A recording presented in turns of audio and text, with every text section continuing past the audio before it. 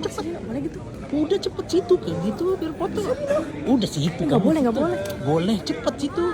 Mama situ sini cepat. Sini ada sini cepat.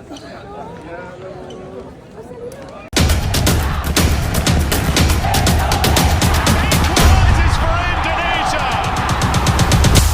That's a sensational move that was by Tim Garuda.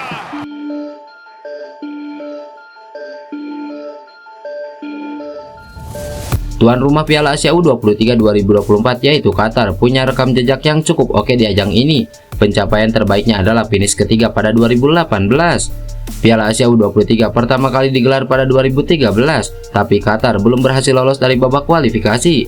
Akan tetapi sejak 2016 hingga saat ini, mereka selalu tampil di ajang 2 tahunan tersebut. Pada debutnya di 2016, Qatar langsung membuat gebrakan dengan melaju hingga ke babak semifinal, namun kalah 1-3 dari Korea Selatan sebelum kalah 1-2 dari Irak di perebutan posisi ketiga. 2 tahun berselang, Qatar berhasil memperbaiki kiprahnya. Mereka kembali berhasil ke semifinal, namun lagi-lagi kalah 2-4 dari Vietnam dalam drama adu penalti setelah kedua tim bermain imbang 2-2 sampai babak perpanjangan waktu. 2 edisi berikutnya menjadi kiprah terburuk Qatar dalam ajang ini. Mereka gagal lolos dari fase grup setelah hanya menjadi peringkat ketiga di babak grup pada 2020 dan bahkan juru kunci pada edisi 2022. Dalam menyambut edisi 2024, Qatar yang bertindak sebagai tuan rumah memilih tetap ikut jalur kualifikasi. Mereka tergabung di grup B bersama Korea Selatan, Kirgistan, dan Myanmar. Di babak kualifikasi itu, Qatar menggila dengan menyapu bersih 3 pertandingan. Mereka menang 1-0 atas Kirgistan, melibas Myanmar 6-0 sebelum melibas Korsel 2-0. Atas pencapaian itu, tentu saja Indonesia diwajibkan untuk sangat waspada terhadap timnas Qatar U23.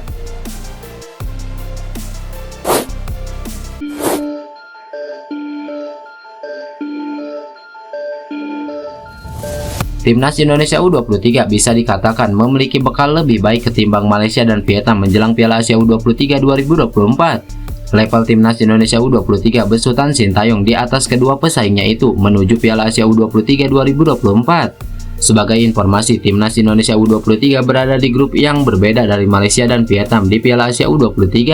Tim asuhan Sintayong nantinya harus bersaing di grup A bersama Qatar, Australia, dan Yordania. Sedangkan Malaysia dan Vietnam menempati grup D bersama Uzbekistan serta Kuwait.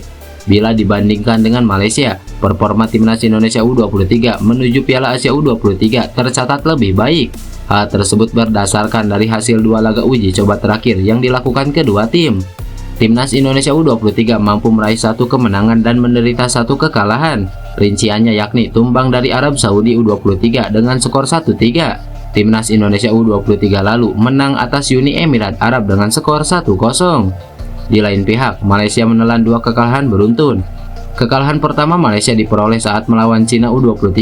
Kala itu tim asuhan Juan Torres tumbang dengan skor 1-2. Harimau Malaya lalu kembali menelan kekalahan dalam laga uji coba kedua. Kali ini Malaysia dipermalukan salah satu saingan timnas Indonesia U23 yakni Qatar dengan skor 0-1.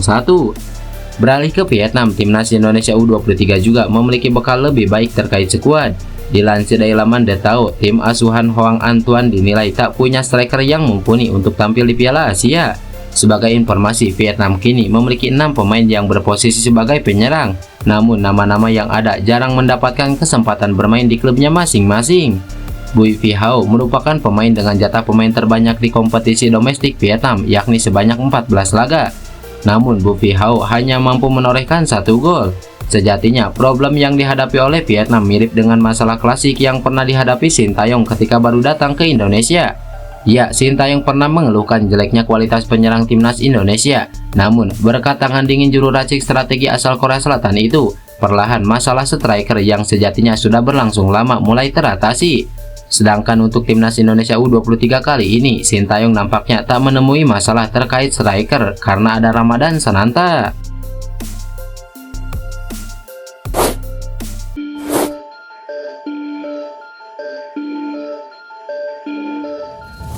Sen Fatinama menjadi satu di antara beberapa pemain timnas Indonesia yang absen pada laga kualifikasi Piala Dunia 2026 beberapa waktu lalu. Absennya Sen Patinama membela timnas Indonesia lantaran harus mengalami cedera saat membela KS Yupen, sehingga Sen Patinama bersama dengan Jordi Amat dengan Elkan Bagot absen untuk laga tersebut. Beberapa waktu lalu, agen dari pemain 25 tahun ini sempat mengabarkan bahwa ia akan kembali dalam beberapa minggu. Namun kabar baiknya, sebagaimana dilansir dari akun Instagram KS Yupen, terpantau ia sudah kembali berlatih. Tentu dengan begitu, Sen Patinama sudah siap kembali merumput di lapangan hijau, baik bersama KS Yupen atau timnas Indonesia. Bersama dengan KS Yupen, setidaknya masih ada 5 pertandingan yang bisa dijalani di Liga Pro Belgia. 5 pertandingan tersebut menjadi penentu klub tersebut untuk tetap bisa eksis di kasta tertinggi Liga Belgia. Sementara bersama dengan timnas Indonesia, Sen Patinama bisa kembali bergabung pada kualifikasi Piala Dunia pada Juni 2024 mendatang. Ada 2 pertandingan yang bakal dilakoni, diantaranya melawan Irak dan melawan Filipina.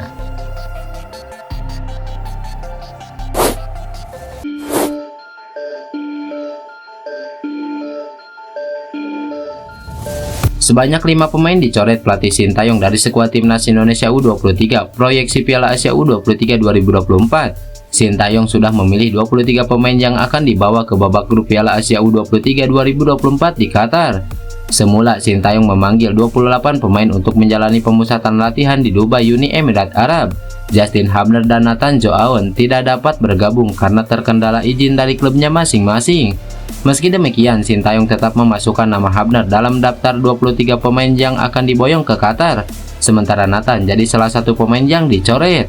Selain Nathan, 4 pemain lain yang tersisih adalah Erlangga Setio PSPS Riau, Haikal Al-Hafiz PSIS Semarang, Bagas Kapa Barito Putra, dan Rifki Dwi Persita Tangerang.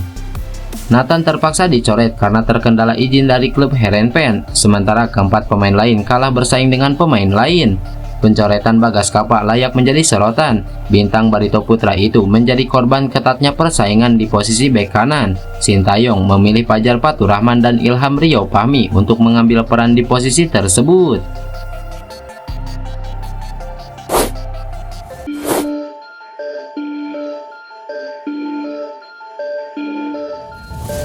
Seperti yang diketahui, Ronaldo Kuate sempat menjadi salah satu anak kesayangan Sintayong. Ia menjadi pilihan sang pelatih di timnas Indonesia U20. Ronaldo Kuate sendiri meninggalkan Madura United pada Februari 2023 lalu. Kepergian Ronaldo Kuate dari Madura United bersamaan dengan hengkangnya Marcelino Ferdinand ke KMS Cadense. Marcelino Ferdinand memutuskan untuk hijrah ke Belgia untuk memperkuat KMS Cadense. Kemudian Ronaldo Kuate pergi ke Turki dengan bergabung ke klub kasta kedua Liga Turki, Bodrumspor. Ronaldo Kuate dan Sintayong sempat temu kangen di Turki. Kedua sosok itu bertemu saat timnas Indonesia menghadapi timnas Libya pada laga uji coba pada Januari 2024 lalu. Saat ini Ronaldo Kuate masih terkendala kondisinya yang belum pulih dari cedera. Ronaldo juga lama tak terdengar kabarnya karena tak dipanggil timnas Indonesia U23. Ex penggawa Madura United itu juga tidak masuk dalam daftar skuad timnas Indonesia U23 yang bakal tampil di Piala Asia U23.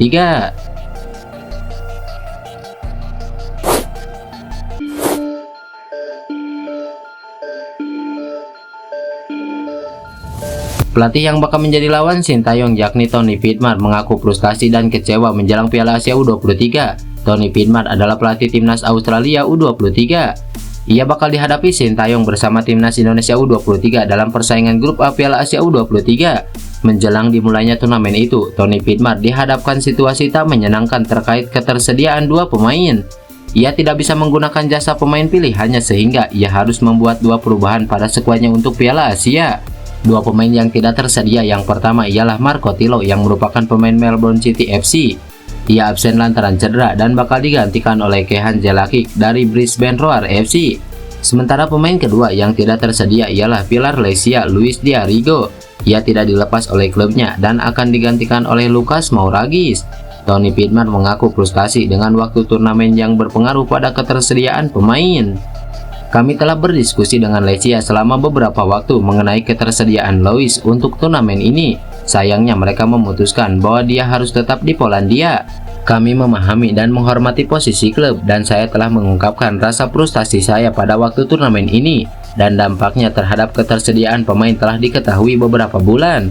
Meskipun demikian, tentu mengecewakan melihat keadaan berubah seperti ini pada menit-menit terakhir ketika semua persiapan kami telah dilakukan dengan syarat Luis akan tersedia, ujar Tony Widmer.